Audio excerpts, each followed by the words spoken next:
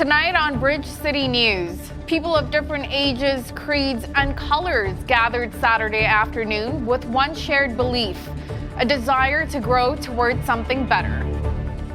WestJet and Air Canada will drop their physical distancing policies starting on Canada Day. And Alberta Premier Jason Kenney resists calls to fire his speechwriter. Your nation, your province, your southern Alberta. From the heart of Lethbridge, it's Bridge City News Weekend Edition. Good evening, I'm LAURICE Alexander. Thank you for joining us.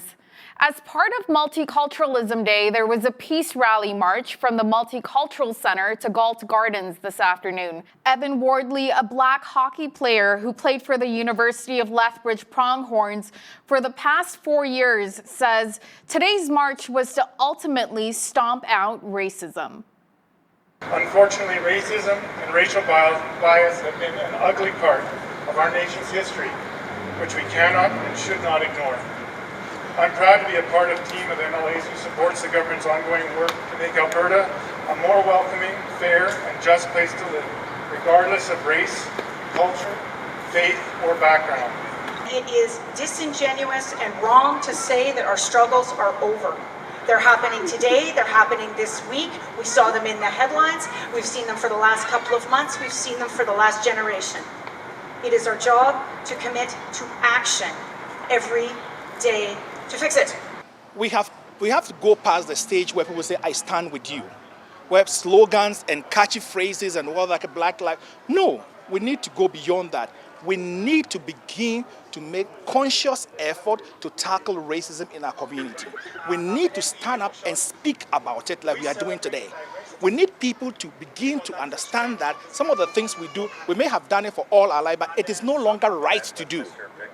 We need to stand up wherever. Look, we are also complicit of some of the things that happen in racism, all right? We have to accept the roles we have played, parts that we have played, and then start taking the necessary step to correct some of the mistakes and some of the things we do. So we can no longer continue to pay lip services, like our leaders paying lip service to the problem. There's racism there. No. That stage, we've gone past it. We need action, and the action we need is for people to stand up and speak against those ills of the society. The heat is being turned up on Alberta's Premier with more calls for Jason Kenney to fire his speechwriter. They come after more controversial and offensive articles by Paul Bunner surface. He takes aim at the LGBTQ community, feminism, and First Nations. Bunner was hired as Kenney's speechwriter last spring, and this week we learned of a column in 2013 where he called residential schools a bogus genocide story. The Premier says he doesn't agree with Bunner's opinions, and his office leader added that Bunner's views have evolved. Calgary-based WestJet, along with Air Canada, will drop their physical distancing policy starting Canada Day, raising health concerns as the pandemic continues to decimate the air travel industry. Air Canada and WestJet conduct pre-boarding temperature checks and require masks on board. They have also implemented enhanced aircraft cleaning and scaled back their in-flight service in late March, cutting out hot drinks, hot meals, and fresh food. Here's an update with the daily COVID case count. Alberta has recorded 37 new cases, 509 are still active. The number of recovered cases is 7,225, and the number of confirmed cases sitting at 7,888. There have been no new deaths. It is International Small Business Day. Generations of small businesses in Canada are currently at risk of permanent closure due to COVID-19. BCN spoke with one local business at today's Lethbridge Farmers Market on the value they add to our community and how they've adapted to operating with restrictions and regulations. This 2020 has been real different because of the COVID-19 situation. Especially for us, we have seen a decrease in our sales. At the same time, this COVID-19 situation has allowed us to increase our sales in our land products. We obviously expected a little more people coming into the market. We understand the situation happening right now, but yeah, it is what it is, and hopefully this whole situation gets passed and we can go back to normal. Graduates of the University of Lethbridge were unable to walk the stage this year due to the coronavirus. As Micah Quinn explains, the university is switching graduation festivities to an online version for graduates. The University of Lethbridge has switched over to a virtual convocation for graduates due to COVID-19. Austin Nib is a graduate with a Bachelor of Fine Arts in the Department of New Media. After 5 years of schooling, this graduation for him is bittersweet. I was really looking forward to walking the stage. This year was going to be a pretty big deal just for me and my kind of cohorts of people. It was going to be a graduation for both me and my brother and my girlfriend, so we were all going to walk the stage at the same time. This year, graduates were given a convocation box full of graduation items. Importantly, the diploma is included in the box, and also the hat, the mortarboard that every graduate wears when they walk across the stage with the year 2020 on the tassel, convocation booklet, and the alumni pin, importantly, because now they join the community of alumni. Austin Nib was able to get a job at the University of Lethbridge after completing his internship in new media. A lot of the profs that I work with also host media companies to some extent, so I've been working with some of my profs kind of behind the scenes as well. 1,456 students graduated this year, and Kathleen Massey says she is enjoying being able to see the graduates celebrate online. It's really special for us to be able to see them celebrate with their families, with their friends. Graduates are being encouraged to take photos and videos of themselves, sharing their box opening experiences, and post them online using the hashtags ULethGrad2020 and ULethAlumni. For Bridge City News, I'm Micah Quinn. COVID-19 has impacted our local artists. The Trianon Gallery in downtown Lethbridge is no different. The gallery's owner and a Lethbridge film production company partnered to sell paintings while helping out a charitable organization at the same time. BCN's Ainsley O'Reilly has the details. Global pandemic, decrease in local art sales. Nick Boley, owner and founder of Hat Chat Productions, wanted to help out his friends at the Trianon Art Gallery. He directed and composed a video to promote local artist Robert Bechtel. I usually do lots of different stuff, like short films and music videos and commercials and stuff like that, but this project seemed like a very worthwhile project. I felt like it was a good move for my heart, it just felt right. For me, like, art is like a mystery, and I like kind of the mystery of painting. Hopefully it will open up their imagination so they can see things differently. Bechtel creates about a painting per day. His exhibit, Studium, has more than 200 pieces. He's so understated. His art is so reasonably priced, and he just continues to make art at a very prolific rate. Half of the proceeds from this exhibit will be going directly towards the Lethbridge Soup Kitchen. So we thought we would like to both promote the show a little more and donate something back. The more that we can create positive interactions between different facets of our community, the more that we're going to be able to grow towards something that we're proud of, that we're excited about, and that we want to share with everyone else. If you're interested in purchasing, you'll need to set up an appointment with Trianon Gallery owner John Saville. 403-380-2787 is the number to call. For Bridge City News, I'm Ainsley O'Reilly. Milton Glaser, the groundbreaking graphic designer who adorned Bob Dylan's silhouette with psychedelic hair and summed up the feelings for his native New York with his infamous I Love New York logo, died Friday on his 91st birthday. The cause was a stroke, and Glaser also had renal failure. Recapping one of our top news stories. As part of Multiculturalism Day, there was a peace rally march from the Multicultural Center to Galt Gardens this afternoon. Evan Wardley, a black hockey player who played for the University of Lethbridge Pronghorns for the past 4 years, says today's march was to ultimately stomp out racism. And a look at weekend weather. Today, a high of 22 with a severe thunderstorm watch in effect. One that may be capable of producing strong wind gusts, large hail, and heavy rain. Tomorrow, mainly cloudy with a 60% chance of showers and a low of 11.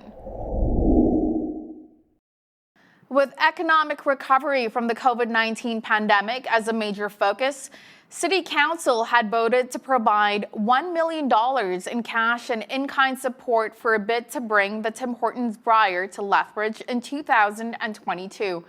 BCN's Hal Roberts spoke with Lethbridge Mayor Chris Spearman, and that interview is up next. Lethbridge City Council voted 7-2 to go ahead with a bid for the 2022 BRIER. Now, if the city was to land the event, it would be great news for both curling fans and business owners alike. To discuss this in more detail is the Mayor of Lethbridge, Chris Spearman, joins me once again here in studio. Welcome back to BCN. Happy to be here, Hal. It's wonderful. Now let's talk about landing the BRIER. Would bring some big bucks to the city, but at the same time, you got to spend a little bit of money too, don't you? You have to spend money to make money. Yeah, so it's $1 million, but that's about $650,000 in cash, about $350,000 in-kind services. You only pay that if you are successful. And it looks like a tremendous thing to host. The television coverage is probably better than the Memorial Cup. There's a full week of coverage, national coverage. Every province is represented, and the territories as well. So great television coverage, great exposure for the city of Lethbridge. For $1 million, the previous hosts have generally gained about another $10 to $15 million in business revenue for the city. So those cities, the restaurants and their hotels are full for a week, and that would be a tremendous event for City of Lethbridge to host. Two councillors, though, Belinda Crowson was one of them, said, you know what, that $1 million could be better spent elsewhere. So how do you respond to that?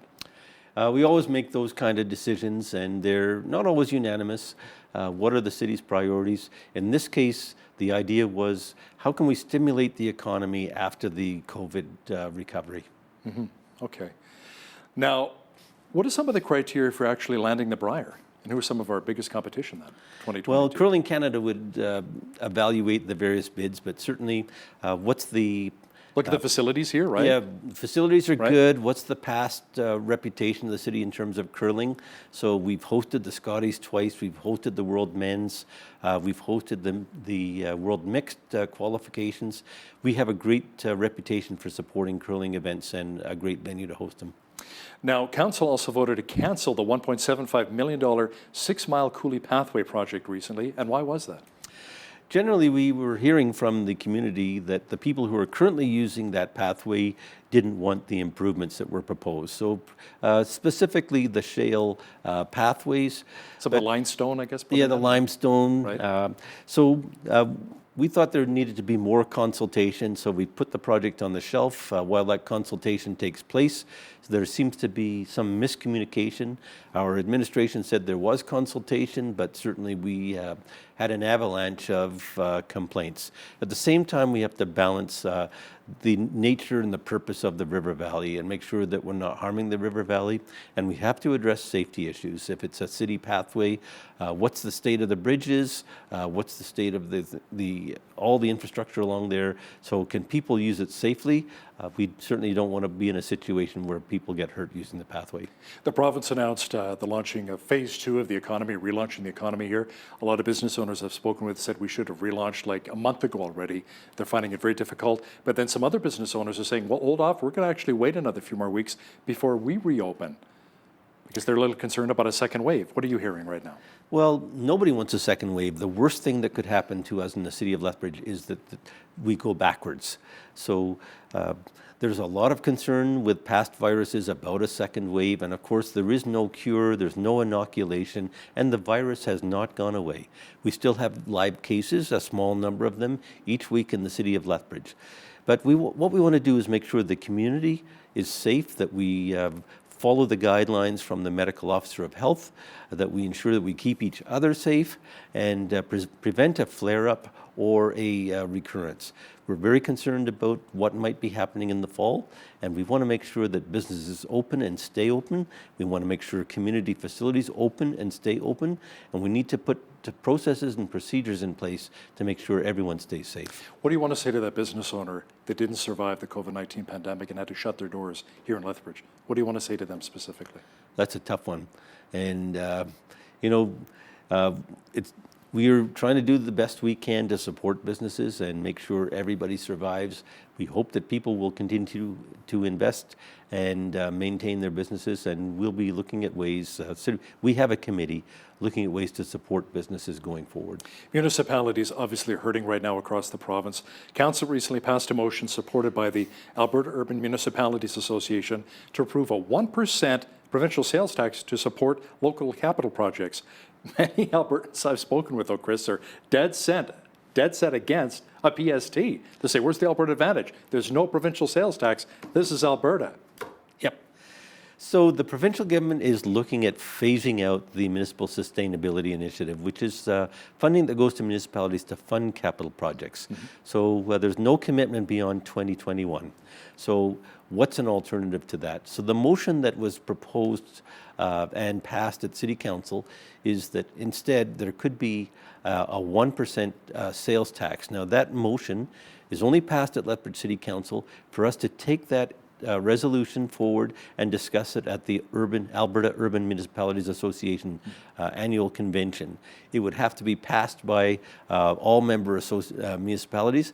It is basically a point for discussion. It's a philosophical discussion. How do municipalities acquire money for capital projects going forward? What are some of the big capital projects right now that we should really address and attack?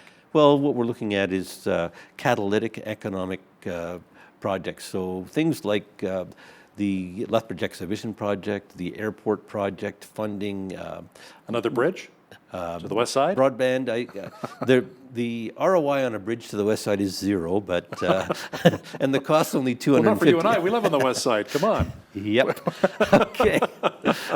But that'll be a challenge, I think. I know. I think now that people have learned that many people in the city can work at home and do that type of thing. You know, we might have pushed off the third bridge from 2030 to 2040. Right. So. Okay. Let's talk about this $10 billion class action lawsuit against Big Pharma that the City of Lethbridge is joining in on. Why did you decide to join the party? Well, municipalities are actually in by default, but we may be able to offer our own experience here. There hasn't been a city in Alberta that was more negatively affected than Lethbridge by the opioid crisis. So we had learned experience through our ELCOU group. We talked to people who were addicts, and they didn't want to be addicts. Some of them were sports athletes who had incurred injuries, and they were given painkillers to deal with it, and then when the prescription stopped, they were addicted. And then we had other people who had workplace injuries and had been encouraged by the WCB to go back to work and were given painkillers, and they were addicted. So we have a lived experience here. And a lot of seniors too are dealing with yep, osteoarthritis. Seniors, yep. You know, they were given painkillers. So we have seniors who were addicts as well. So the drug companies provided these drugs. The physicians were encouraged to prescribe them, and we have a unique lived experience in the city of Lethbridge, which could be beneficial to a lawsuit. So we may be, we'll investigate the possibility of becoming a co-plaintiff with the City of Grand Prairie in Alberta and offer that personal experience to those providing the lawsuit. Now, last time we chatted, the province was pitching in with some funding to really help attack the opioid crisis in our city. You know, I mean, COVID is one thing, but there's still a drug crisis in our city. How's that coming in regards to the intox and detox beds? Well, probably coming a little slower than I would like. We're hoping that the supported housing project will be moving forward shortly. That's an $11 million project to house people who are chronic addicts, people who have mental health issues that they will never overcome. Those types of, so we need to accommodate those people, but we need people to move from addiction into recovery. Certainly a big challenge in terms of people recovering from addiction and turning the corner on that. We're seeing some troubling trends this year in terms of what's happening with the drugs. The drugs are getting stronger. They're seeing more fatal overdoses across the country. Well, from fentanyl to carfentanil, also meth last time we spoke. That's become a real issue in our city as well. With the border closed, the drug supply is different, and they're seeing much stronger drugs. So many more responses in terms of overdoses, and people are using out in the community, which is high risk. So we're seeing people. We've had a death in a West Side park. With the summer weather here, we can anticipate there will be more drug use out in the communities, and that's a challenge going forward. How can we really prevent those drugs from entering our city, even coming into the city? Our crime suppression team from Lethbridge Police Services is doing a tremendous job. They've had a lot of successes, but the supply of drugs is just unrelenting. And with a closed border, the drugs are still getting through. How about a full-time scan unit? Last time we chatted as well, it would be nice to have that here. And so once we shut down those drug houses, they're shut down permanently, and we don't have another one pop up, 3 houses over? Yeah, it would be great to have a full-time scan unit here, but so far the province hasn't approved that. They're still based out of Edmonton and Calgary, and the province is preferring to use a program called Alert, where police services work together, but we certainly need the capacity to shut down drug houses in the city of Lethbridge. What have you heard from the province in regards to the supervised consumption site at Arches? Have they given any indication so far about moving or shutting it down entirely? That announcement is entirely within the province's purview, and have they given you any indication, though? We're anticipating a decision later. Their focus is definitely on funding recovery rather than harm reduction. So we have actually 5 facilities in the city of Lethbridge that provide various forms of recovery, and they're all underutilized. And it's about the approach that's taken, I think. I think there needs to be new ways of addressing and encouraging people to leave addiction. They basically need a fresh start. Some politicians I've spoken with when I used to work in Parliament Hill in Ottawa say we'd love to see all drugs decriminalized, not legalized, but decriminalized in Canada. What would you think of that kind of a philosophy? A similar model to what they have in Portugal. It would be controversial for sure. If the federal government provided the drugs, the crime issue would go away. That's the advantage of that program. People wouldn't have to steal. There would be, if they could get the drugs and they could be supervised while they were using them, and then they could be weaned off the drugs, that would be an approach to be considered. But that is, again, we're dealing with the side effects, and the responsibility for solving the issue and coming up with the solutions really belongs to the provincial and federal government. The Alberta Taxpayers Federation recently came out with a list of some of the cities, municipalities, where they're spending a lot per person. Medicine Hat was number 1. I think Lethbridge came in around number 3. Why are we spending so much per person here? Where can we maybe trim the fat a little bit? We provide a high level of service. So the challenge is we have a police service, for example, rather than the RCMP. There's a higher cost to having your own police force. Medicine Hat has their own police force. In Medicine Hat's case, they provide additional utilities that the City of Lethbridge doesn't, so they are high on the list because they provide a gas utility. We also have tremendous facilities, so I think we have the second biggest recreational facility in the province with the ATB Centre. There are costs to provide those levels of services. We have more parks per capita, maintained parks per capita than other cities, so there's a cost to maintaining parks. We're doing our best to control costs.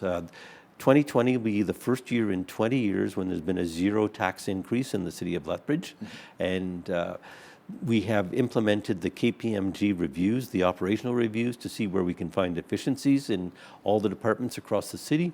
And we're hoping to have additional recommendations so that next year we'll be looking at ways to minimize the possibility of a tax increase in 2021. How about potentially putting more money into the police service as well in dealing with a lot of the drug and crime issues in our city? We have provided additional funds to the police for 3 new programs in the current budget, but certainly there's pushback across North America about how much policing is costing. So policing is about 23% of our total municipal tax budget, and certainly people are saying, should it be so high? Is there another way to address the issues? So, and what about the Watch program? Is that really making a difference in our community? I believe that it is. It's one of the innovative programs that was brought in. They have worked with the community. They have helped identify overdoses, provided supports. So that too is controversial in the city at the moment, and the Watch program funding expires at the end of 2020, and council will have to make a decision as to whether we would continue that. The local state of emergency is officially over here in Lethbridge, so that's good news. How did you come to that point?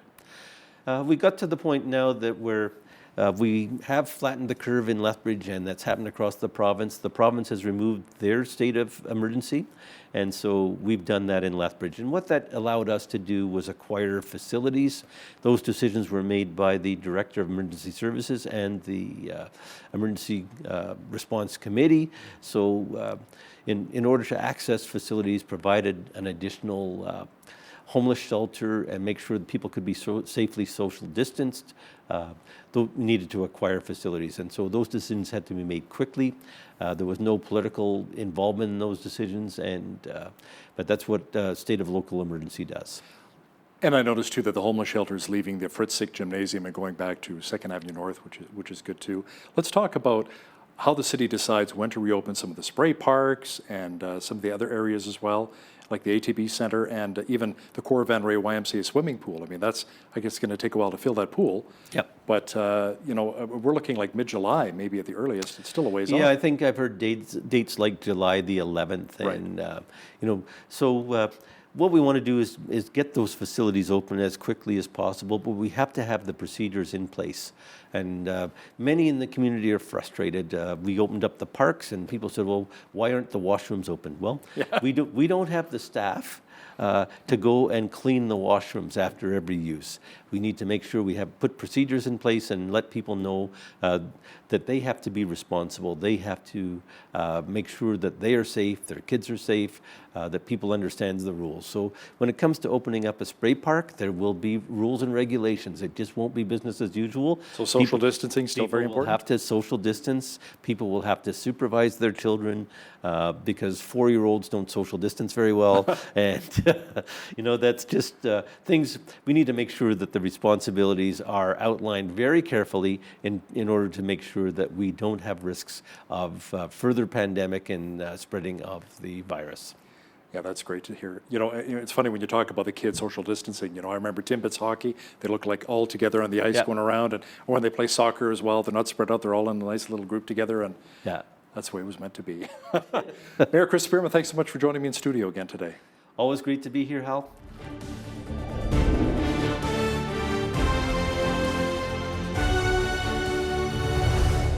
Many are familiar with the Vineyard Church movement. Today's guest had the opportunity to travel and minister with the founder of Vineyard, the late John Wimber. Glenn Schroeder is the regional coordinator for Vineyard Missions USA in Mexico and Central America. Glenn also pastors Cascade Vineyard Church in Portland, Oregon. He's also the author of Never Trust a Leader Without a Limp, the wit and wisdom of John Wimber, founder of the Vineyard Church movement. Welcome to BCN, Glenn. Thank you so much. Thanks for having me on. And aloha, I guess you're joining us from Hawaii, right? That is correct. We're here to celebrate our anniversary. I'm on vacation in Hawaii today. That's beautiful. Never Trust a Leader Without a Limp. I gotta love the title of the book. That's hilarious. How did you come up with that? I didn't come up with that. Actually, John did. Every chapter in the book is based on these little sayings that John had that were ways of communicating either theological or sort of philosophy of ministry truth. And Never Trust a Leader Without a Limp was one of those. It was something he said to indicate that leadership is a hard road, and sometimes those hard knocks really shape us and form us and make us into the people we become in the Lord. So what was it like really traveling with John Wimber, the founder of the Vineyard Church? Well, it's interesting because we were very young at the time, and it was kind of, at that time, it seemed normal. We were just doing what we thought we were supposed to be doing. And he had really a very strong emphasis on releasing ministry and letting other people do ministry. So there was a team of us that went along with him on a number of different trips, and it was really fun. Years later, looking back, was talking to one of my friends that was on some of those trips, and he made the statement, I wish we'd have paid more attention, because at the time it seemed very normal. We just felt like we were doing what God had called us and led us to do. Glenn, there's a lot of talk lately about whether God uses flawed leaders to accomplish his purpose and will. What's your take on that issue? I think we're all flawed leaders. And I think that we have a couple of options. One is to allow those things to disqualify us and take us out of the game, or to allow those things to strengthen us and make us stronger and better leaders. Now, recent studies show that Christians are not sharing their faith enough and that the number of unchurched people is actually growing. What do you make of these kinds of trends? It's an interesting trend. I was talking to somebody recently about not only that trend in general, but that trend specifically among young people today, the millennial generation. We found that in our church in specific and in the Vineyard movement as a whole, that it's very attractive to young people if we have a very authentic style of faith that's not critical, judgmental, but embracing, welcoming, and like I said, authentic. Now, can you share the story of how John Wimber, the leader of the Vineyard movement, came to know Christ? I can. John was a musician, a professional musician, who worked with a band called the Paramours, who later became the Righteous Brothers. And he was, his wife and a group of people, friends of his in Yorba Linda, California, were attending a small Bible study after their church service. And John was touring and traveling at the time, not part of the group. And he showed up at the group one night. And then there's a gentleman there named Gunnar Payne, who was an oil field worker, completely different reality, different background than John, and just began to share his faith very, again, authentically. And so John came to Christ.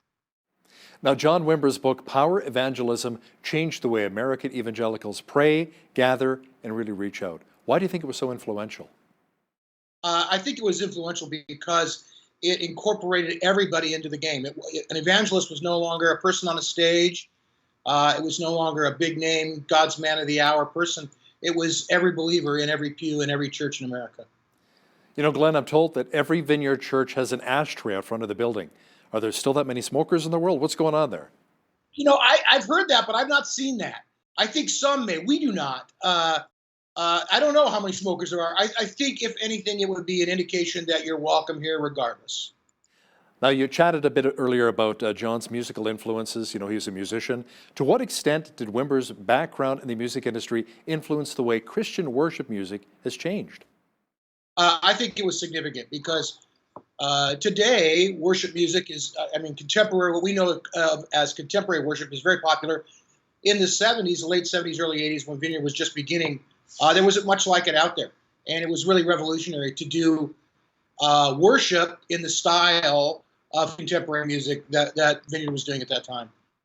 So 80s would be considered contemporary? The reason I'm asking that is my senior producer always gives me a rough time that even my worship music's from the 80s. So it's still cool. Is it still okay?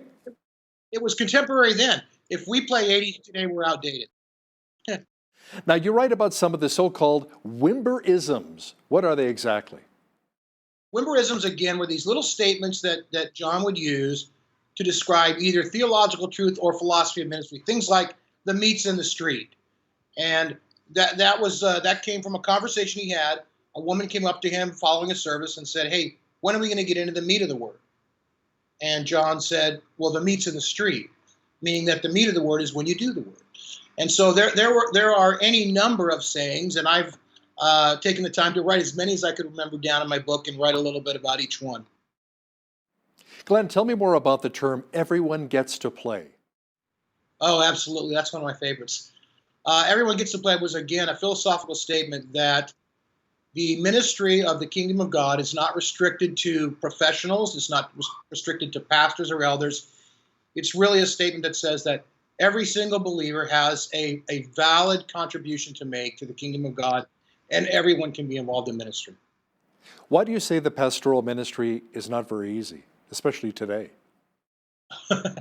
I think it's a lot of fun, but it's a challenge because, again, what you said earlier, there's a lot of presupposition of people outside the church about what the church thinks about them. And so you have to push past some of those things and make people realize that God is a loving God and we are loving people, and we want to welcome them in and not just be critical and judgmental of them. I think when you can get past some of those barriers that have been erected over time, we really come to a place where we realize, hey, this is a valid thing to do. So Glenn, what did John Wimber say to you when you once opened up about your own personal struggles? So that's a great story. Before I was on staff with John, I was a gardener in and around Orange County. John was one of my clients. And I showed up at his house one day to do the lawn.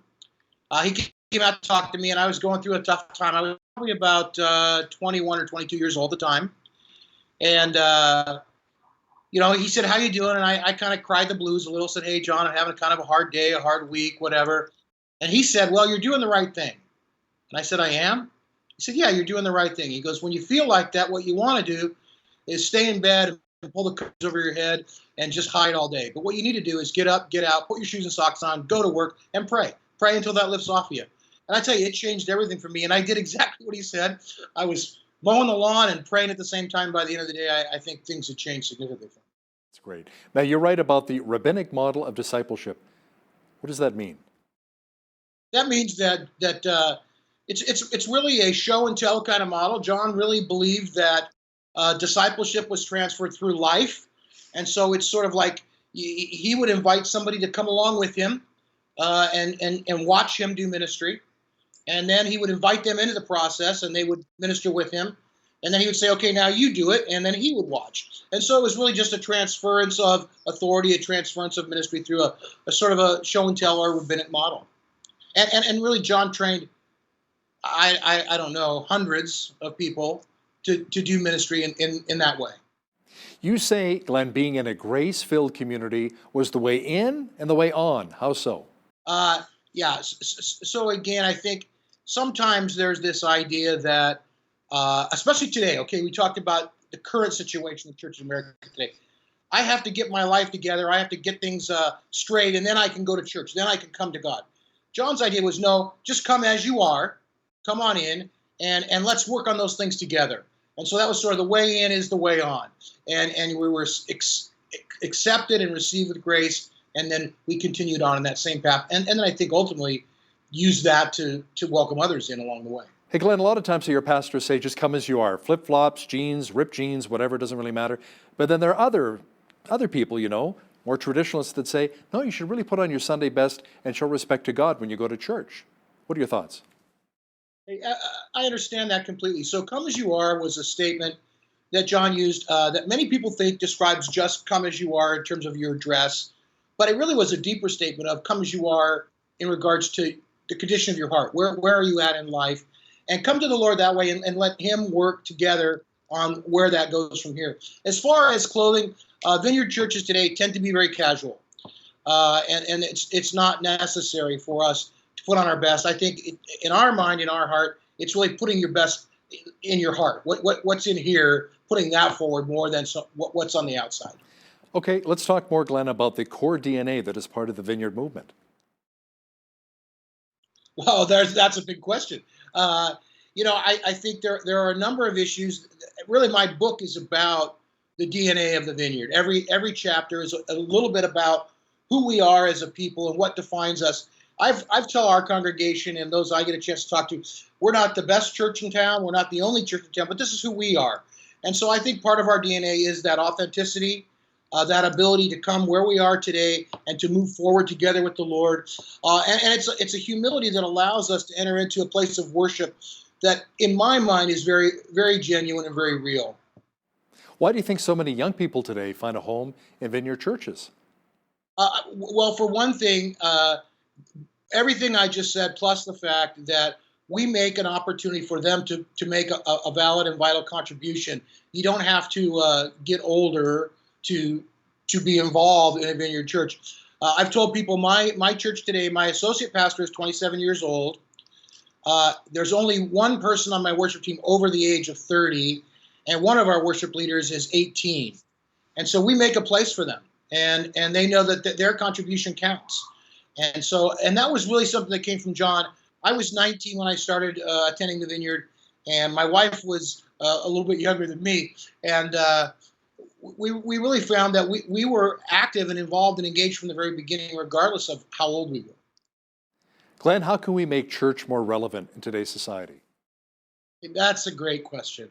I think one is opening the door to younger people. I think speaking a language that they can understand, and being willing to embrace people where they are, and with a loving and an acceptance and a welcoming that's not critical or judgmental. I think there's nothing more relevant than the church in my mind to where we are as a world today. There's so much division, so much isolation, and church is community. It's not division. It's connection, and I think those things, speaking those things loud and clear, will draw people's hearts into, a relationship with the Lord. And our young people are the leaders of tomorrow, so love them where they're at, I guess, right? I think they're the leaders today. What do you hope readers will really take away from reading your book? I really hope that they take away an understanding that the Vineyard movement, John in specific, and really the Kingdom of God is a place where everybody really does get to play, and where everybody can make a contribution, and where humility and authenticity are greater values than maybe some of the other values that they've had put forth in other contexts. Glenn Schroeder, author of Never Trust a Leader Without a Limp, The Wit and Wisdom of John Wimber, founder of the Vineyard Church Movement. Thanks a lot for joining me today from Maui, Hawaii. Thank you so much for having me on. Aloha.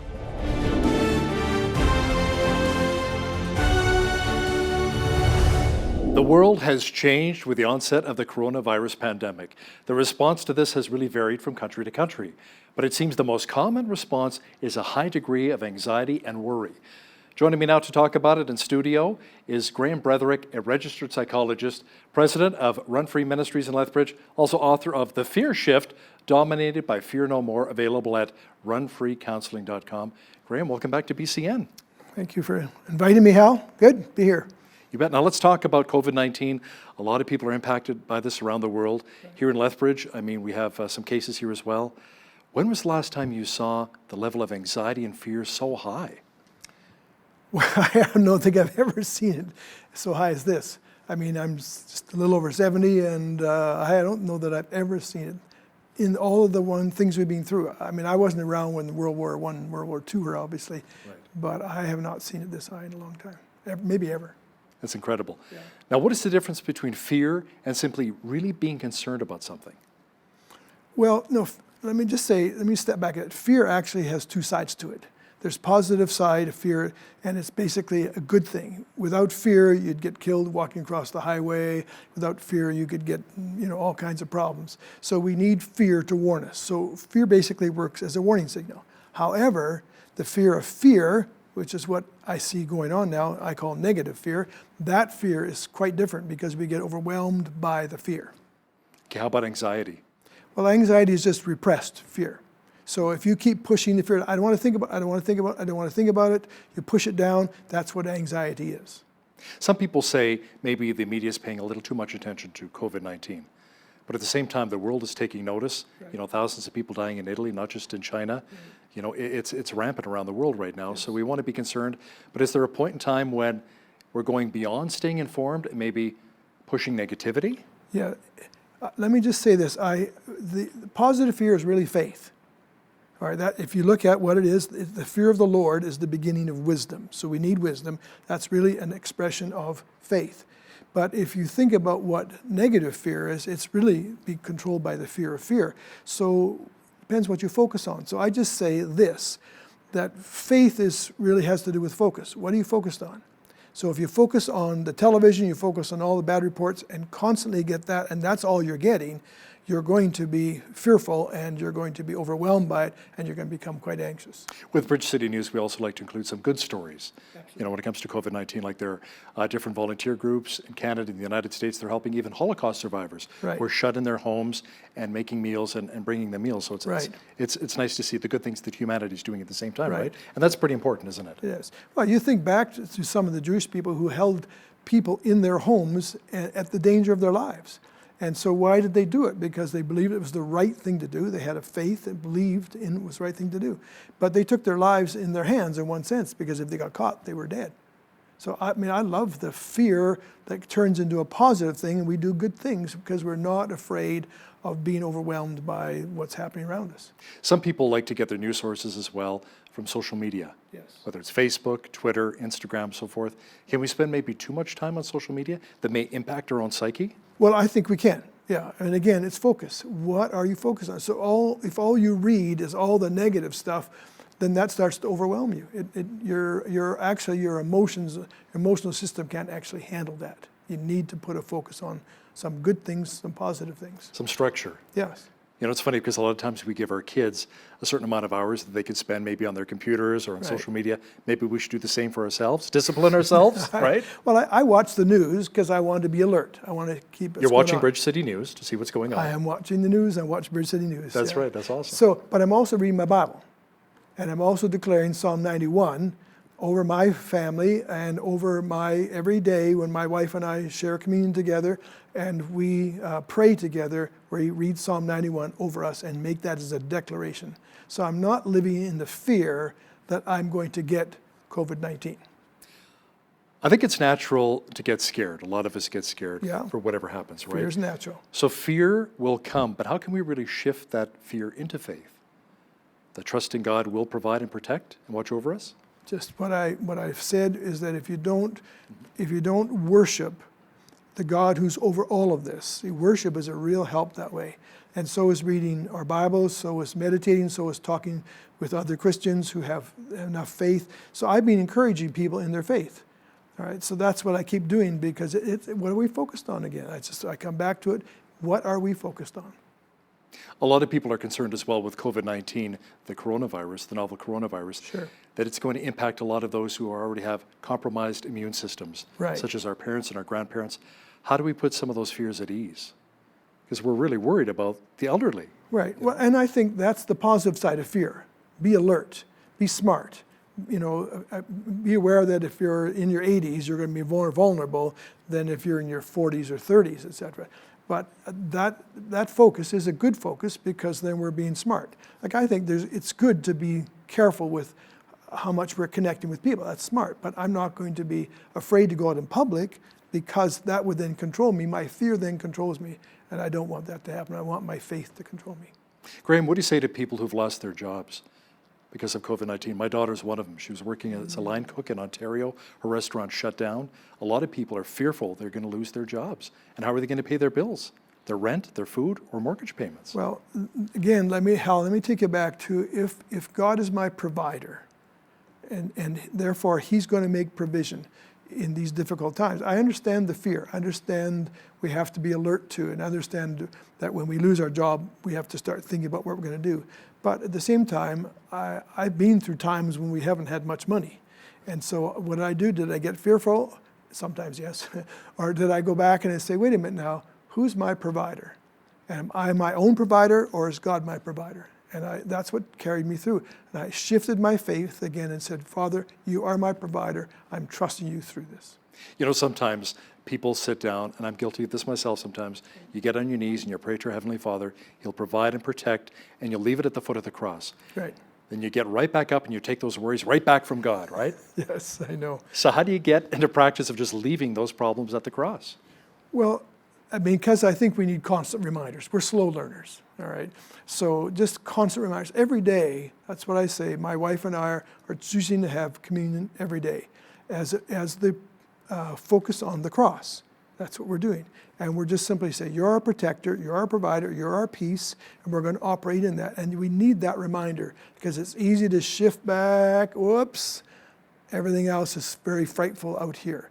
So I'm just keeping my focus here. I'm not unaware, I'm not naive about this, but I'm keeping my focus here. A lot of people as well, Graham, are quite concerned about, the consequences of the anxiousness, maybe being sleepless, right? Maybe getting stressed out to the point that you have an ulcer perhaps. Right. So physiologically speaking, how can you control the anxiousness to the point where you don't make yourself sick? Well, I think what we probably have to do is talk about it.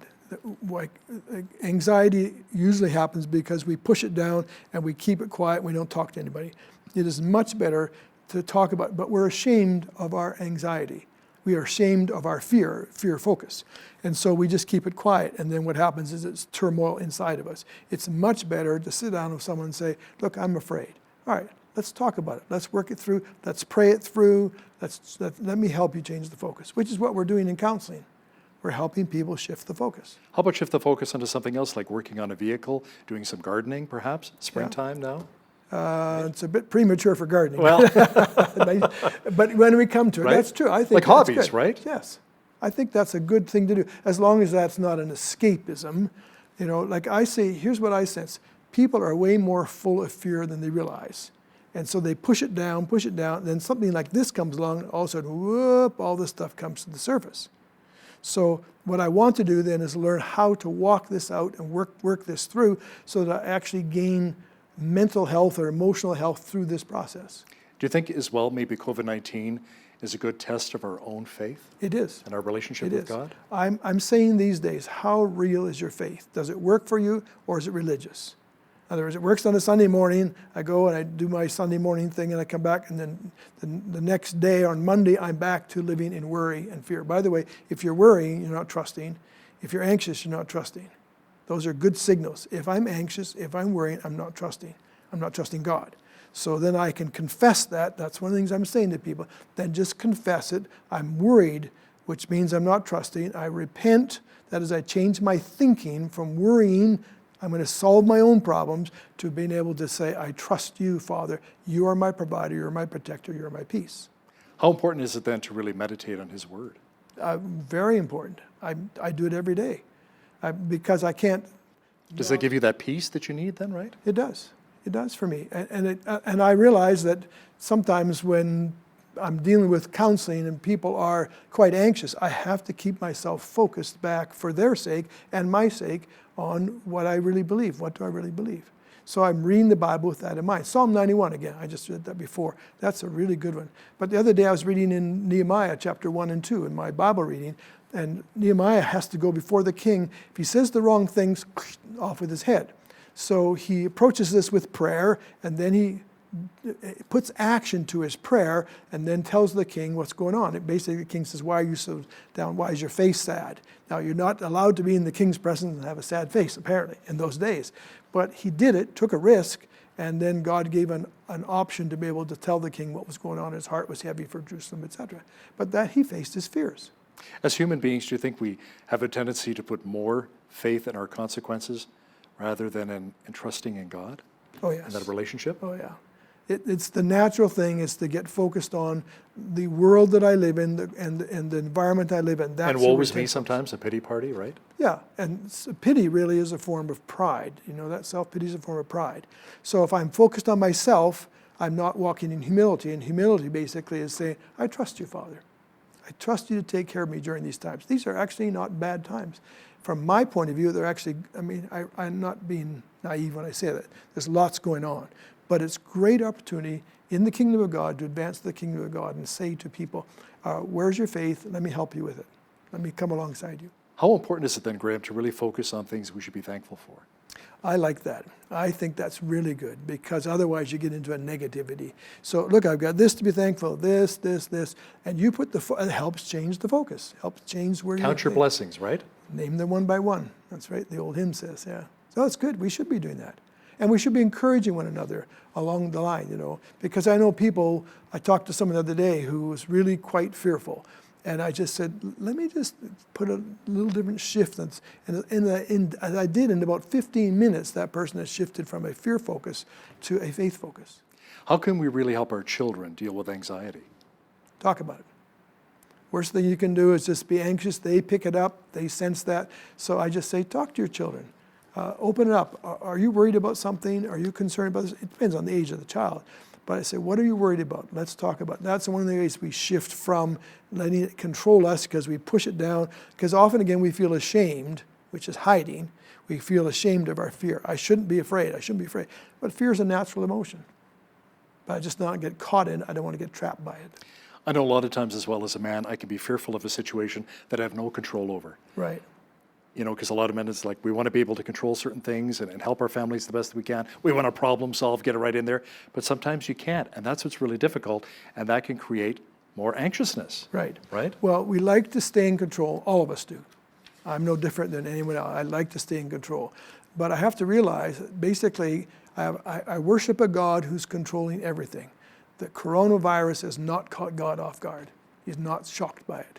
Now, he didn't create it, but he's not caught off guard by it. So then I go back to God, all right, how do I handle in this time? How do I walk this out with faith? How do I become a positive influence instead of a negative influence? Some people would ask as well, Graham, perhaps non-believers, why would God, your God, allow something like this to happen, to take so many innocent lives?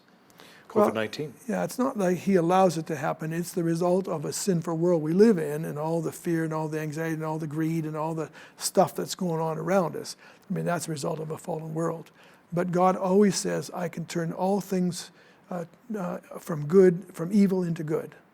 So, you know, that's what Romans 8:28 basically, we go back to that. God causes all things to work together for good to those who love him and are called according to his purpose. And that's my faith stand. I keep my focus on Jesus. So Graham, some closing thoughts on a message you want to deliver to seniors who are watching, families who are watching, who are impacted by COVID-19 and are concerned about the novel coronavirus. Right, well, I'm a senior, right, and have been for quite a number of years, so I understand that.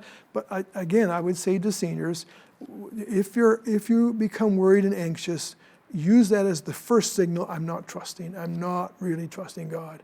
My faith has to work for me. If it's not real, what is it really? It's religion. And I'm not into religion. I'm into reality. A relationship. A relationship with Jesus Christ. And if it doesn't work for me, why am I doing it? Graham Bretherick, registered psychologist, president of Run Free Ministries in Lethbridge, and author of The Fear Shift, Dominated by Fear No More. Thanks a lot for joining me today in studio. You're welcome, Hal. It's a joy and a pleasure. On behalf of all of us here at BCN, I'm Hal Roberts. God bless. Thanks so much for watching.